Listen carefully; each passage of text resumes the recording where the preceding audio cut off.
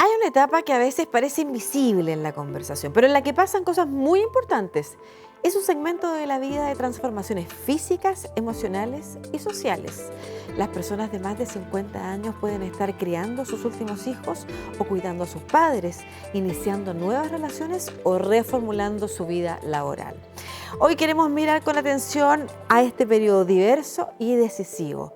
De 50 y más conversamos hoy en Hablemos de Chile.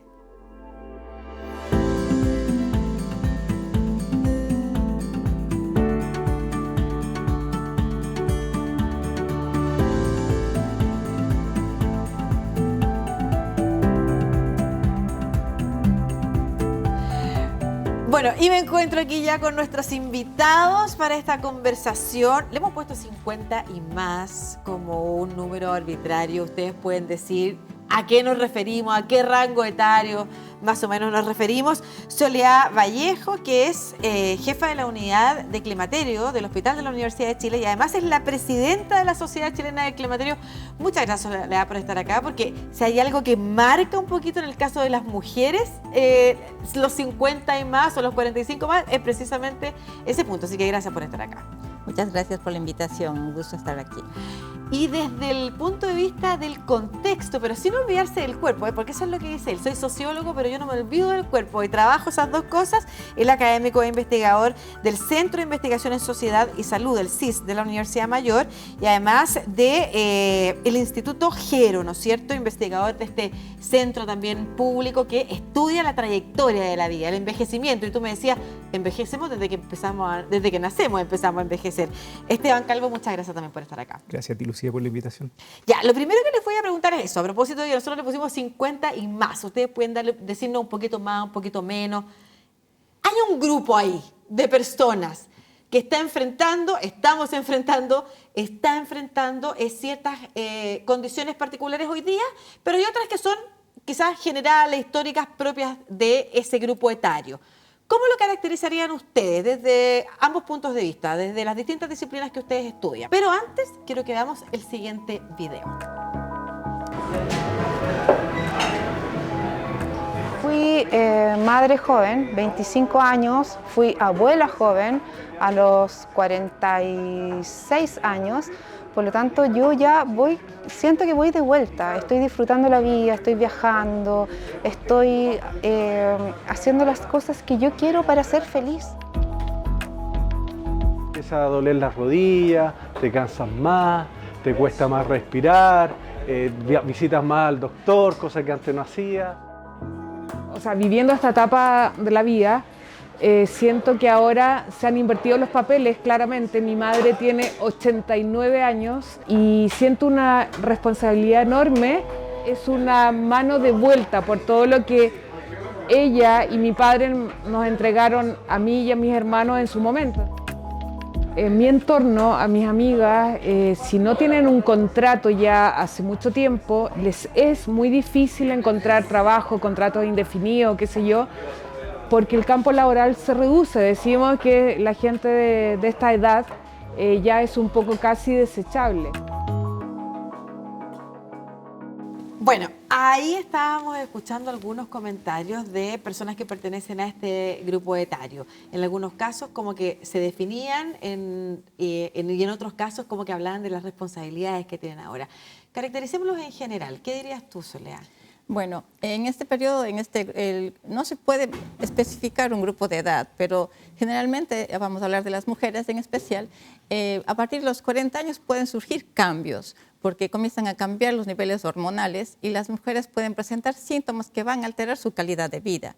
Y que esto se conoce que al final, ya cuando se están las reglas, llegas a la menopausia y se acabó tu periodo fértil y prácticamente, aunque ahora ha cambiado el hecho para la mujer era un factor, muchas mujeres tienen miedo a tener la menopausia porque sienten que se acabó su vida, que ya son viejas, que no son deseadas, que ya hasta ahí es todo y no se dan cuenta que después según la expectativa de vida. Por ejemplo, aquí en Chile, en Latinoamérica, Chile tiene la mayor expectativa de vida, 83 años. Entonces, prácticamente, si la señora tiene una menopausia a los 50 años, va a vivir un tercio de su vida en posmenopausia. Y lo importante ahora es que sabemos que en todo el mundo la población está envejeciendo. Entonces, lo que tenemos que hacer es prepararnos para vivir esa posmenopausia o el envejecimiento de la mejor manera. Pero eso hay que hacerlo desde antes. Perfecto, vamos a hablar de los desafíos. Pero las mujeres y los hombres a esta edad, tú has hablado de un rasgo particular de las mujeres, ¿no es cierto? Por ejemplo, para caracterizar a este grupo, ¿enfrentan los mismos, o sea, tienen en ese aspecto alguna diferencia, pero tienen otras diferencias, otras características comunes? Sí, o sea, lo primero es que han vivido medio siglo, si es que aceptamos que esa es la marca, ¿no es cierto?, 50 años. Y lo segundo es que les queda prácticamente medio siglo, porque si ya llegaste a los 50, quiere decir que eres un sobreviviente, o sea, se murió gente en el camino.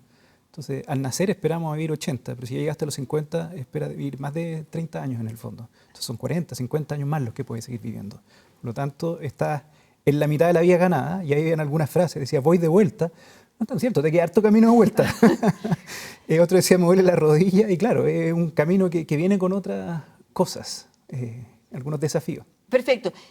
Hablaste en general de la menopausia y ese va a ser un tema que vamos a abordar, pero concretamente en el cuerpo, ¿qué cambios se sienten, se viven en esta edad, en este corte?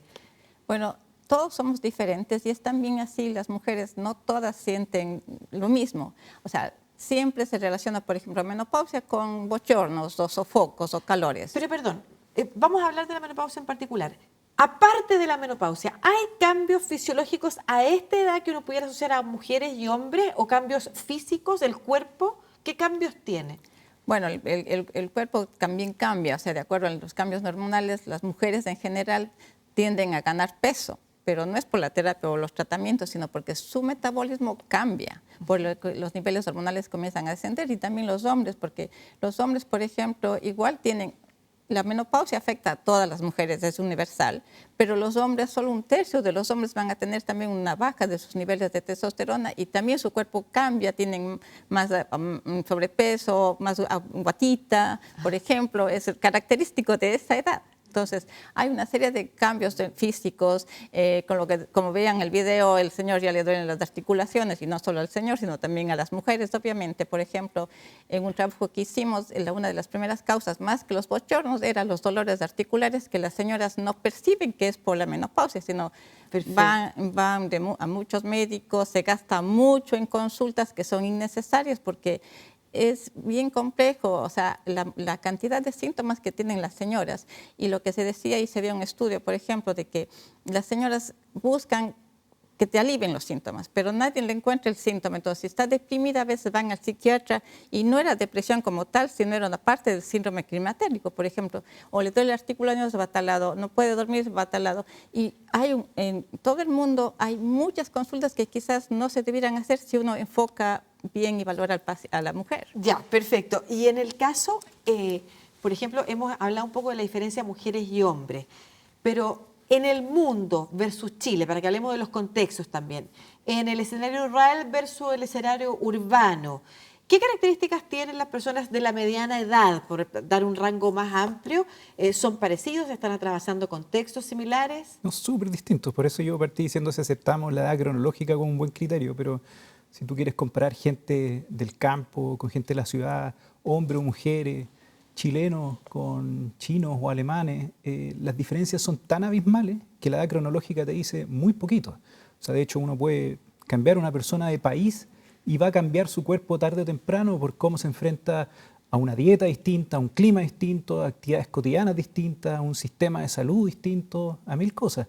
Ahora, si ya no nos vamos en esa profundidad de tener que cambiar el criterio de cómo definimos el grupo, que sería mucho mejor una edad biológica o una edad subjetiva, o sea, medir cómo está tu cuerpo realmente, o preguntarle a la gente de qué edad te sientes. Eso es mucho más revelador de la etapa en que estamos que la edad cronológica, que lo único que mide son vueltas de la Tierra alrededor del Sol. Y esas vueltas para una gente es mucho deterioro y para otra mucho aprendizaje. Entonces es como un criterio bastante variable en lo que termina resultando a los 50 años. Claro, a un año somos todos parecidos, pero ya cuando son 50 vueltas... Ah, ya, a ver, iba a hacer esa pregunta, por favor, dime. Eso me parece muy importante lo que tú dices, porque la edad cronológica es la que ya todos tenemos, ¿ya?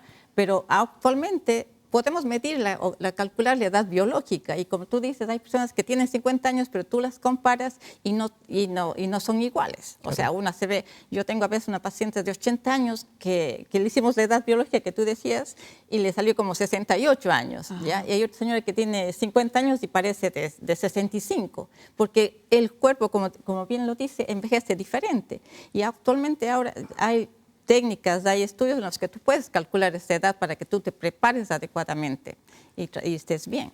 Y a distintos ritmos además sucede esto. O sea, tú preguntabas antes por cómo va cambiando el cuerpo. Claro, hay direcciones generales del cambio. O sea, desde los 40 años, desde mucho antes, empieza el deterioro cognitivo, el pic de nuestro performance, el desempeño más alto de los atletas no es a los 50 años, del matemático tampoco, en el fondo.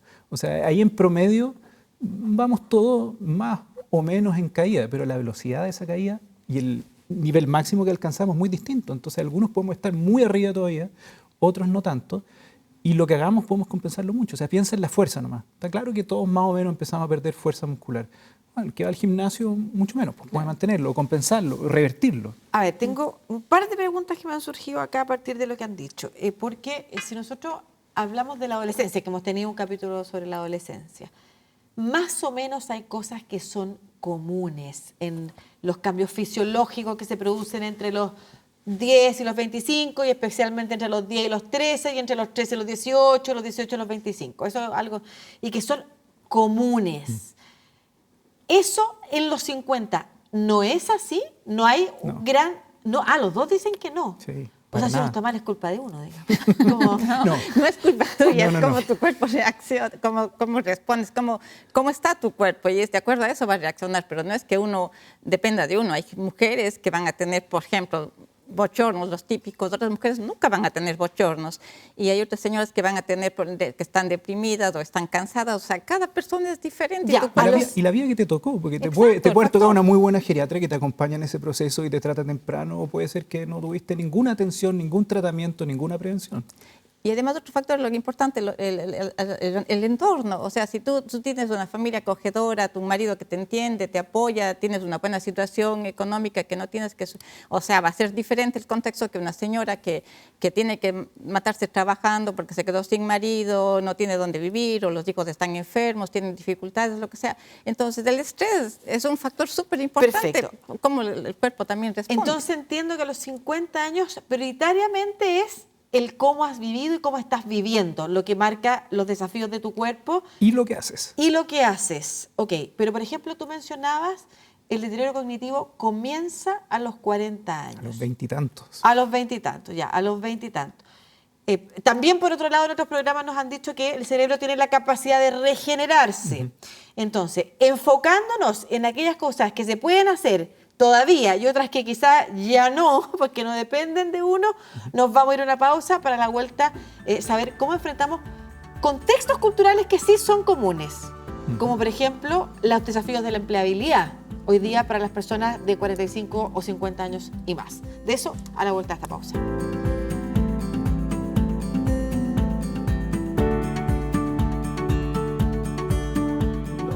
No creo que sea inevitable. pero Perdón, sí. antes de eso, estamos de vuelta. Estaba preguntando a propósito de lo que conversamos al final del último bloque, del reciente bloque, era que tú decías que hay un deterioro cognitivo que empieza a cierta edad y que nosotros hemos tenido en otros programas información respecto de que el cerebro tiene la posibilidad de regenerarse, que es una información como de la ciencia nueva, hasta el final de sus días. Entonces, ¿de qué depende eso?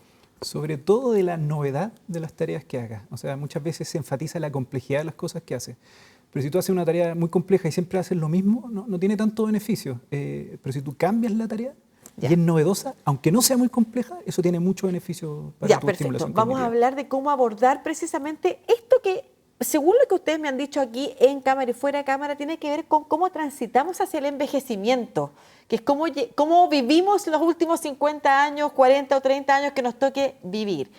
Pero antes de eso, decíamos, hay desafíos contextuales que sí son reales. Hoy día hay mucha gente a los 50 años, lo decía una persona en el video, que tiene problemas para encontrar trabajo. ¿Cuál es esa realidad? Yo creo que hay una potencia productiva gigantesca de las personas que están en la mitad de la vida, o sea, tienen mucha experiencia, mucha trayectoria, también tienen algunas cosas en contra, que son salarios muy altos y cosas que lo hacen difícil buscar otras oportunidades que les resulten atractivas. Empiezan a haber signos de edadismo ya en las organizaciones, entonces empieza a haber un poquito de discriminación.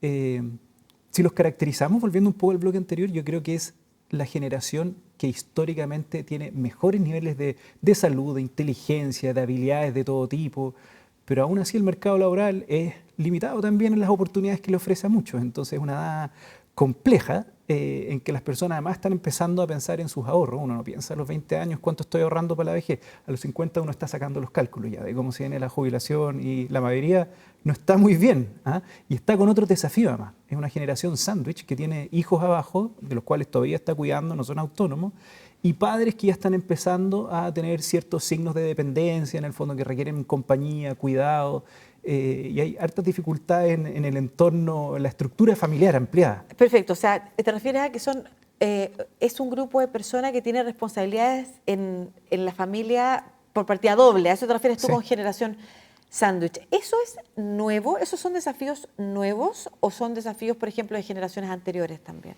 Nuevos, porque ahora los abuelos viven mucho tiempo más, entonces, y los abuelos que no trabajan. O sea, hoy día en Chile la gente se jubila y se jubila un cuarto de siglo más. Cuando los Y sistemas vive un cuarto de siglo más. jubilados, Claro. sin trabajar. Cuando se armaron los sistemas de jubilación, el primero del mundo, la gente vivía 4 años jubilado. Entonces, imagínate ese cambio de realidad, radicalmente distinto. Y si nosotros tuviéramos que llevar esto al plano de lo emocional, dado que enfrenta estos desafíos nuevos, de si, por ejemplo, es una persona que siente que logró lo que se había proyectado ser cuando era joven, esas identidades, ¿qué podrían decir también? ¿Está consolidado? ¿No está consolidado? A nivel emocional también ahí, ¿qué podríamos decir de esta generación? Yo creo que, como decía, hay personas que van a sentirse realizadas, que cumplieron con sus objetivos y que ahora les toca disfrutar de la vida y no se preocupan, pero la gran mayoría de personas lo que pasa, lo que tú decías es que tienen que ver a los papás que están mayores, tienen que ver a los hijos que ahora, como decían, que esta generación no es de los niños, que tienen que mantener a los hijos, entonces tienen más complicaciones, no pueden dejar de trabajar porque tienen que mantener a los papás y a los hijos. Entonces están mucho más complicados, pero muy poca gente es la que va a tener como sentirse realizada, plenitud y que si además de eso consideramos que las mujeres tienen mucha sintomatología y a veces no se tratan, por ejemplo, la menopausia, están deprimidas, se separan porque en este periodo de la vida es muy frecuente las separaciones, ya sea porque hay falta de conocimiento quizá entre la pareja, de que no se entienden y, por ejemplo, lo que muchas mujeres pasa es que la mayoría de las señoras en este periodo no tienen o tienen una disminución del deseo sexual y a veces los maridos eso no van a entender. Entonces, si la señora no quiere tener relaciones, le dicen, de pronto estás con otro y ya no me quieres y son los problemas. O lo que pasa es que las señoras están con su menopausia y tienen dolor al tener relaciones. Y no es que no le quieran al marido, sino que les duele. Pero eso a veces quizás todavía los hombres no se sabe o no entienden eso. Perdón, cuando estábamos en Camarines, tú también hablabas de... si bien la andropausia no es un fenómeno extendido, pero también decías que los hombres pasan por baja de testosterona, por ejemplo, que yo no sé qué produce esa baja de testosterona, si solo la edad u otros factores me podrías explicar, pero que también puede generar crisis de pareja.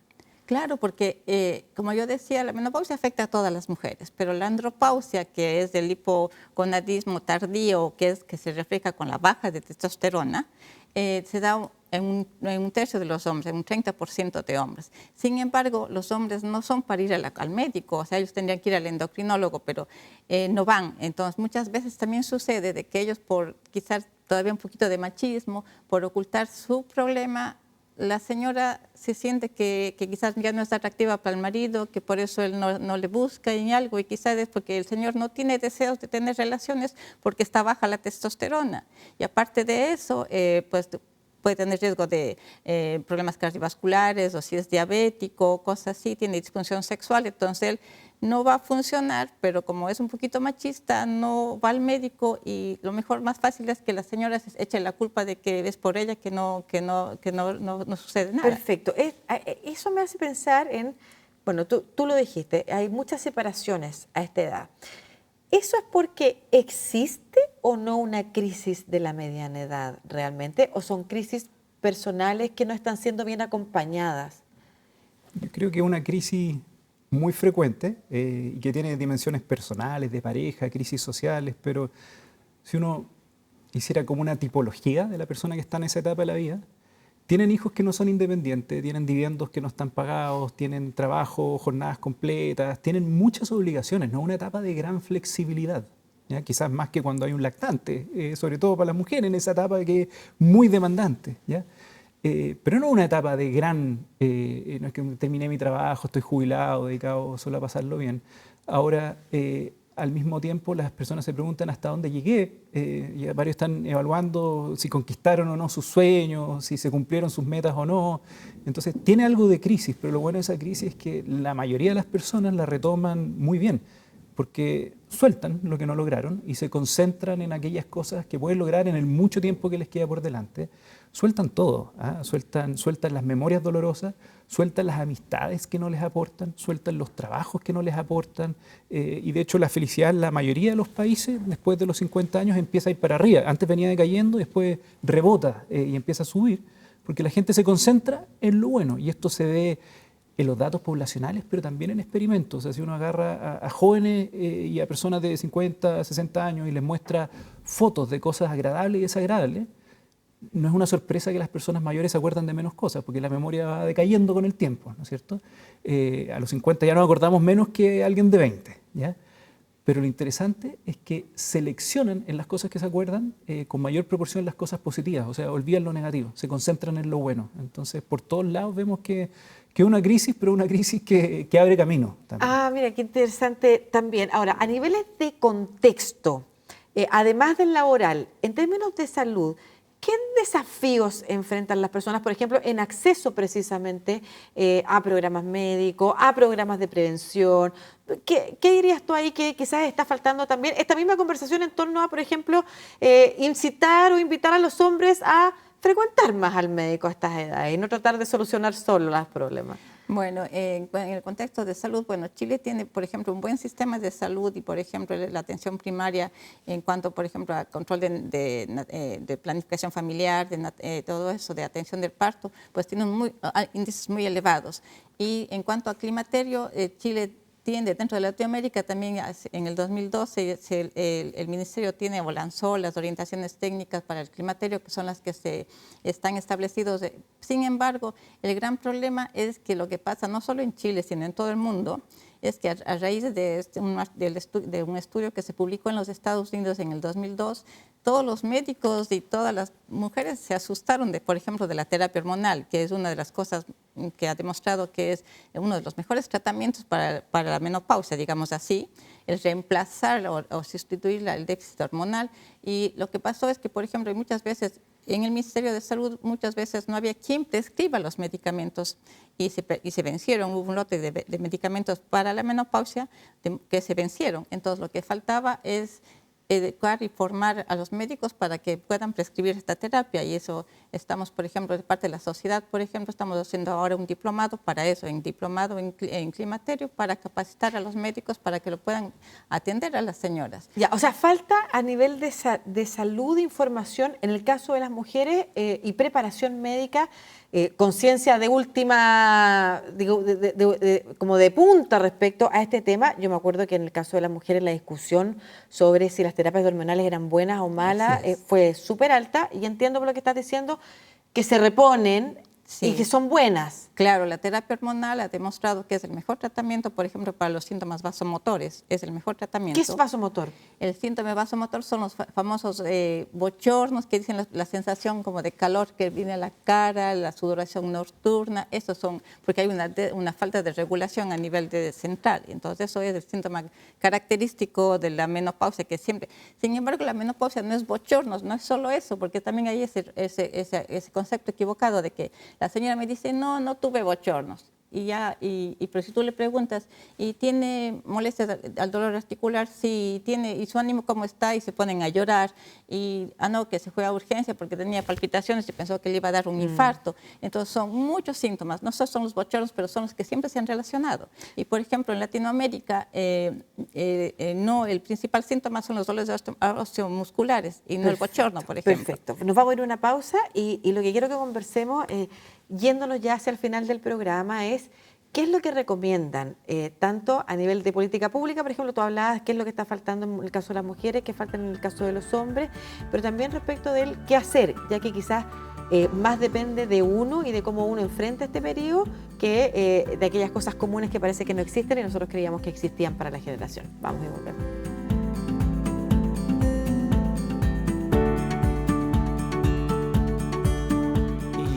Perdón, estamos de vuelta y sería súper interesante que la gente te escuchara lo que estabas contando. Respecto, porque decía, una cosa es que efectivamente están los síntomas climatéricos y se desconoce que hay también algunos signos comunes, sí. Tú decías en la población general, y hombres son riesgos. Sí, hombres y mujeres enfrentan un riesgo elevado de casi todas las enfermedades crónicas. Cáncer, enfermedades cardiovasculares, diabetes, todo ese tipo de riesgo de las enfermedades que hoy día son las enfermedades de las que nos morimos a esas edades, aumentan a esa edad. Entonces hay un desafío de la salud que está en la cuerda floja y que tenemos que empezar a ponernos las pilas. Si lo hicimos antes, mejor, si no, es el momento, ya no podemos esperar. Y cuando tú dices ponerse las pilas, ¿a qué te refieres? ¿Tanto a nivel institucional como a nivel personal? A nivel institucional son las políticas adecuadas, acceso, oportunidad. Tenemos buenos sistemas en Chile, o sea, es que es una maravilla. ¿Dónde estaría faltando quizás algo que pudiera aportar? No, en todos lados, o sea, podemos mejorar eso, podemos mejorar pensiones, pero como personas igual lo accionable son las cosas que sabemos, o sea, comer bien, hacer actividad física, dormir y descansar, no andar estresado por la vida, son todas cosas muy positivas. Pero no es solo salud, eso es lo que me gustaría enfatizar. Hay un desafío social súper claro. En el trabajo es evidente que empiezan a haber signos de edadismo, dificultad para conseguir empleo. Y a la vuelta de la esquina está la muerte de los padres también y los hijos que van a salir del hogar, ¿no es cierto? Si ya no salieron. Y eso significa el comienzo de una etapa de más aislamiento y soledad. Por lo tanto, la amistad quiere un rol muy importante. Es un desafío de cuidar y consolidar amistades y no perderlas. ¿Por qué? ¿Cuál es el riesgo de no hacerlo? Quedarse solo. ¿Y quedarse solo cómo impacta en tu salud y en tu bienestar? Por todos lados. O sea, la Academia de Medicina en Estados Unidos lo define como el gran riesgo del momento. O sea, lo compara al tabaquismo, al azúcar, desde que cuando estás solo comes mal, te cuidas menos, también se te activan en tu cuerpo hormonas frente a los estresores que son moderadas cuando estás acompañado y tienes apoyo, tienes menos información, menos capacidad de reaccionar a emergencias, etc. Es verdad. Hay estudios, como tú lo dices, bien lo dices, que se considera, por ejemplo, hay ciertos parámetros que dicen que para evitar el envejecimiento o los mecanismos de envejecimiento son, por ejemplo, el acortamiento de telómeros, la alteración de la microbiota y todo eso. Y en la última clasificación, que estos eran 12 mecanismos, en la última le ponen el aspecto social como uno más, o sea, lo comparan igual a lo biológico, a todo lo demás. El hecho de la relación, de que es súper importante de que las personas vivan en comunidad, y eso es lo que pasa en las grandes ciudades, por ejemplo aquí en Santiago, ¿no? Me dicen que no tanto en las provincias o no, en las otras ciudades más pequeñas, sino en Santiago, porque la gente vive en su familia, por ejemplo, nuclear, o sea, de ellos acá y no se conocen entre los vecinos, no se cuentan al resto de la sociedad. Entonces, es bien importante que la persona se mantenga en contacto con el resto, porque eso se está considerando que ese aspecto es uno súper importante, especialmente en el envejecimiento. Y es, por ejemplo, que países desarrollados como Corea del Sur, por ejemplo, el índice de suicidio es súper alto ahí, porque ahí viven en la sociedad, claro, tienen muchos recursos, ganan muy bien, pero para llegar a eso, los guaguas viven estudiando todo el día, no tienen momentos de recreación ni nada, solo quieren competir para lograr un buen puesto, porque si no logras un buen puesto, no puedes relacionarte con el resto. supuesto, porque te van a ver en menos, por decir, porque no has logrado las aspiraciones. Entonces, ese es un estrés crónico. Y el estrés crónico, que también, como conversábamos, es un factor para un montón de enfermedades, para la obesidad. Y, por ejemplo, México y Chile son los países en Latinoamérica que tienen un alto índice de obesidad, 35%. Y el gran problema es que los niños también tienen un alto problema de obesidad. Entonces, ahí... ¿Y esa obesidad cómo se relaciona con el estrés crónico? Porque la obesidad y todo produce factores inflamatorios. Y eso influye, y el estrés desencadena una serie de hormonas que alteran también el cortisol y lo demás. Pero acumulas de las grasas malas en los lugares equivocados, ni siquiera solo decía, que acumulas de las grasas malas en los lugares equivocados de tu cuerpo. O sea, es el peor tipo de obesidad posible. Y volviendo a un contexto que es real, que es el laboral, por ejemplo, hoy día sabemos que hay más personas de mediana edad que están volviendo a estudiar. ¿Ahí qué recomendaciones también de repente darían de discutir temas que quizás no estaban en discusión, que es la posibilidad de dar más oportunidades a personas adultas para que estudien? Absolutamente, y es una obligación para las personas mayores. O sea, antes la gente se preparaba en el primer tercio de la vida para trabajar el segundo tercio y después al final de la vida estar jubilado. Ese modelo ya no existe, hoy día hay que volver a capacitarse. Ahora hay una ventaja, yo creo, que toda la inteligencia artificial generativa está reemplazando muchas de las habilidades más técnicas del ser humano, pero menos las que vamos adquiriendo a lo largo de la vida, que son las habilidades prosociales o socioemocionales. Entonces, pues, liderazgo y capacidad de resolución de conflicto de alguien a los 50 años, sin duda es mayor que alguien que acaba de egresar a los 20 años en la universidad. Entonces, ahí hay una oportunidad que las personas que llegan a los 50 debieran explotar más. Claro, pero ¿cómo se puede explotar si no te están dando la oportunidad en los trabajos para mostrar eso o porque sale menos rentable, la gente opta efectivamente por gente que tenga menos experiencia? Bueno, lo que hay que pensar es que promover también. Esto siempre tiene varios lados. Un lado es el que ofrece el empleo y el otro es el que lo contrata, ¿no es cierto?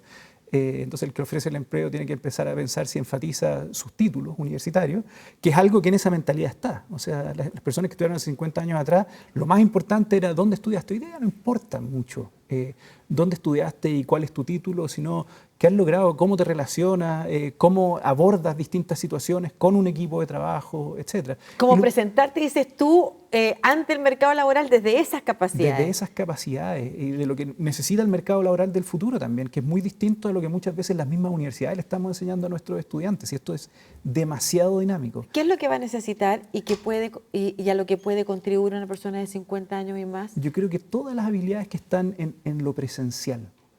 Porque un informe escrito, un análisis de datos, incluso de imágenes en medicina, ahí entra la inteligencia artificial generativa con todo. Y el ser humano asiste o acompaña o se nutre de ella. Pero cuando estamos acá, todavía no estamos en un momento en que tenemos un lente puesto que nos está amplificando la inteligencia de nuestra conversación, ¿no es cierto? Entonces todo lo que es la oratoria, la persuasión, la capacidad de hilar ideas, de reconocer el punto de vista del otro, invitarlo a la conversación, todo eso va a ser una diferencia importante. Y las personas de 50 años, volviendo a los desafíos, la mayoría no tienen su jubilación lista, o sea, tienen que seguir trabajando y por lo tanto tienen que abrirse sus propias oportunidades y buscar formas de seguir ahorrando y generando ingresos por harto tiempo más. Tú, recuerdo que dijiste en algún momento que, te vi en una charla de Congreso del Futuro que hablabas de la edad fluida, como de no como un concepto de la vuelta al sol, que es algo en lo que ustedes están de acuerdo, sino que como tú te sientes y como tú vives. Quiero que en el próximo bloque, y cerrando ya además, nos entreguen ese quizás tips, este consejo respecto de cómo nosotros mismos repensarnos, cambiarnos. Ese consejo en el próximo bloque. Perfecto.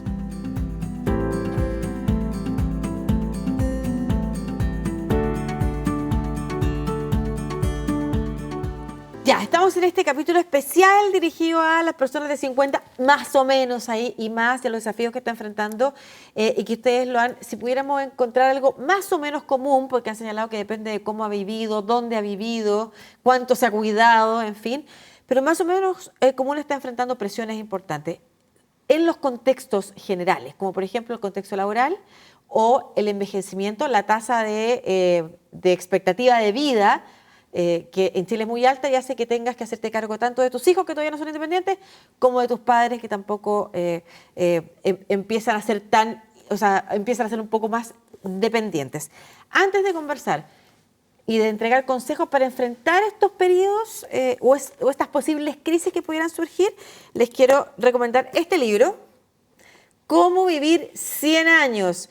Alguien le dice 100 años y se puede asustar, pero tú lo señalabas delante, Esteban, o sea, si hoy día la expectativa de vida son 80 años, la expectativa de vida para una persona de hoy, 50 años, ¿cuál va a ser?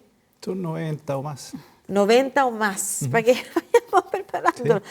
Felipe Larraín, economista, Pedro Pablo Marín, geriatra, y Eduardo Valenzuela, sociólogo, son los editores de este libro que recoge los esfuerzos realizados por un equipo de expertos de diversas especialidades, principalmente geriatras, sociólogos y economistas, para dar una amplia visión de la realidad y desafío de los adultos, sobre todo mayores que viven en Chile. Les voy a regalar uno a cada uno de ustedes. Gracias. Sepan que pueden encontrar el catálogo de todos los libros de ediciones UC en lea.uc.cl y además de este título, otros títulos también en ebook, por ejemplo, en ebook.ediciones.uc.cl.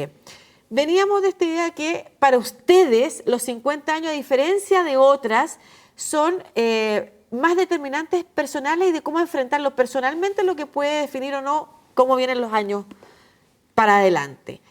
¿Qué podrían aconsejar? Partamos por ti, Soledad. Bueno, yo creo que lo más importante es que no esperemos, en mi caso, por ejemplo, que las mujeres no esperemos a que nos llegue la menopausia para ir al médico ahí, sino que desde antes comencemos a prepararnos para eso. ¿Y cuál es lo fundamental? La alimentación es súper importante, una alimentación sana y el ejercicio, pero el ejercicio es que tú te dediques a hacer ejercicio, porque todas me dicen, no, si yo camino, pero se va caminando con la amiga al mall y ese ejercicio no es un ejercicio que necesita, o sea, está bien que salga con la amiga, muy bien. Concreto, pero ¿qué tipo de ejercicio se necesita? Ya, lo importante, se recomiendan en la mujer, por ejemplo, ya si pensamos en la mujer en la menopausia, 2 tipos de ejercicio. El ejercicio anaeróbico, que es el que consiste en caminar, pero caminar rápido, que tú te canses, por ejemplo, y que no puedas hablar con la otra compañera. Ese que te hace latir rápido el corazón. Exacto, ese ejercicio, que sudes, en resumen. Y lo otro, como tú decías, hombres y mujeres, después de cierta edad, perdemos masa muscular. ¿Qué tenemos que hacer? Consumir proteínas. Hay que consumir proteínas y hacer el ejercicio con pesas, pero no es que, no todos vamos al gimnasio, pero puedes hacer en la casa. Ahora hay gran capacidad, puedes entrar a un video y con un kilo de arroz de acá y otro kilo de arroz de acá, haces ejercicios, ya tienes una rutina y haces con el video de YouTube. Ya, perfecto. Recomendaciones desde tu punto de vista para enfrentar estos problemas que son más contextuales, como por ejemplo el que pensabas que ibas a estar listo, casi preparado para ir a jubilarte tranquilo y resulta que te quedan como 30 años de vida laboral y te tienes que reeducar además. Yo diría la primera y la más importante es adelantar la jugada. O sea, si nos ponemos las pilas a los 50 como personas o sociedad, la mitad del partido ya está jugado. Entonces partamos desde el día 0 esta tarea. Desde la educación, el ejercicio en el colegio, la capacitación, la prevención y la promoción de la salud mental y física, etc. ¿Ya? Lo segundo que diría yo que es muy importante es también entender que el juego no está decidido. Entonces no hay fecha de caducidad en particular para seguir aprendiendo y seguirse capacitando. Entonces algo que nos cuesta es abrirnos a nuevas experiencias. Pero eso es lo más importante, yo creo, o sea, realmente hacer el esfuerzo de salir del área de confort. Y lo último es entender que por más esfuerzos que hagamos como personas, dependen también del contexto donde estemos. Y como sociedad podemos generar contextos más o menos amigables para el envejecimiento y van cambiando todo. O sea, parte de mi investigación muestra cómo el dolor va aumentando, ¿ya?, para la mayoría de las personas a lo largo de la vida. Alguien habló en el video del dolor de rodilla, hay dolor de la espalda, del cuello, de la mandíbula, de miles de articulaciones, pero no es algo inevitable, como muchas otras cosas, como el riesgo de depresión, como el riesgo de cáncer. Entonces esas trayectorias que empezamos a vivir de envejecimiento podemos cambiarlas si generamos ambientes que sean más protectores, más amigables con las personas de distintas edades. Como políticas públicas de acceso rápido y oportuno en salud, como pensiones que logren compensar las diferencias de ingresos que vivimos a lo largo de la vida y que tengan un mínimo de generosidad, como políticas de apoyo. ¿De generosidad te refieres a solidaridad? No, de generosidad en su monto, de que nos paguen lo suficiente, que sean dignas, de que alcancen para vivir. Pero eso tendría que ser una decisión colectiva. Colectiva, sí. Podemos arreglar 1000 sistemas. O sea, el tema que todavía no hemos tocado mucho, el tema cuidados. El cuidado recae en personas que lo ejercen informalmente, personas que en su gran mayoría son mujeres que no reciben ninguna remuneración y que se llevan todos los costos de entregar ese cuidado, de niños y de personas mayores también. Entonces, hay mucho que podemos hacer, políticas laborales, de capacitación, de incentivos al empleo. Definitivamente podemos cambiar el contexto y es evidente que eso influye. O sea, pregúntale a cualquier persona de 50 años cómo sería su vida si lo pone en medio del conflicto Israel-Palestina o si lo pone en Suiza. Van a decir que la vida sería muy distinta, ¿no es cierto? Es el mismo chileno que con las mismas características, tú le das su segunda mitad de vida en esos dos contextos, va a tener una vida muy distinta. Sabemos cuáles son los sistemas que funcionan y cuáles los que no. Y para alguien que hoy día, sea mujer u hombre, está pasando por lo que siente como una crisis, un bajón anímico, que se siente cansado, que ya lleva 30 años trabajando y que quisiera un descanso, pero resulta que le quedan todavía muchos años más, que está presionado, o que vive otras realidades, ya sabemos las médicas, pero que vive otras realidades, que se le están yendo los hijos de la casa, que quizás hay un periodo medio de nido vacío, que no está emocionalmente también. ¿Qué consejo le darían para darse fuerza también? Y como tú decías, las crisis son oportunidades. Partiendo por ti. Bueno, sí, en ese aspecto psicológico es verdad lo que sucede muchas veces. Y bueno, aparte de lo social, habría que considerar, ya digo, es mi tema, pero no les quiero pesar, pero la menopausia te cambia la vida. Es importante que la mujer busque ayuda en ese sentido. Y por ejemplo, porque también el sentirse sola, el nido vacío es un factor, pero también puede aumentar o incrementarse con la baja de hormonas. Entonces es importante que consulte con su médico en ese sentido. Y lo otro, cuando uno comparte y le cuentas tus problemas quizás a una amiga, no es que te vaya a solucionar el problema, pero el hecho de compartir con alguien te ayuda a ser más llevadera, como dicen, la pena. ¿Y con qué cerrarías tú con ese consejo? Yo diría que a los 50 no se bajó el telón, sino que empezó el segundo acto. Y ese segundo acto hay que pensar que todo lo que hagamos hoy va a marcar cómo va a ser nuestra vida en los 40 o 50 años que nos queda por delante. Esa es la actitud con que hay que enfrentarlo. Más fuerza. Vamos, se nos acabó el programa, querida Soledad y Esteban, muchas gracias por acompañarnos en esta conversación. Esperamos también haber acompañado a alguno de ustedes que quizás está pasando por algunas de las etapas que aquí comentamos, algunas de las características que aquí comentamos y que les haya podido servir los datos y la información que aquí nos entregaron. A no sentirse solo, además, saber que hay muchos que quizás estamos pasando por algo similar. Muchas gracias a los dos y a ustedes que nos acompañan como siempre a través de las plataformas digitales de Medio C o Canal 13C o Tele 13 Vivo. Ahí nos encontramos. Chao.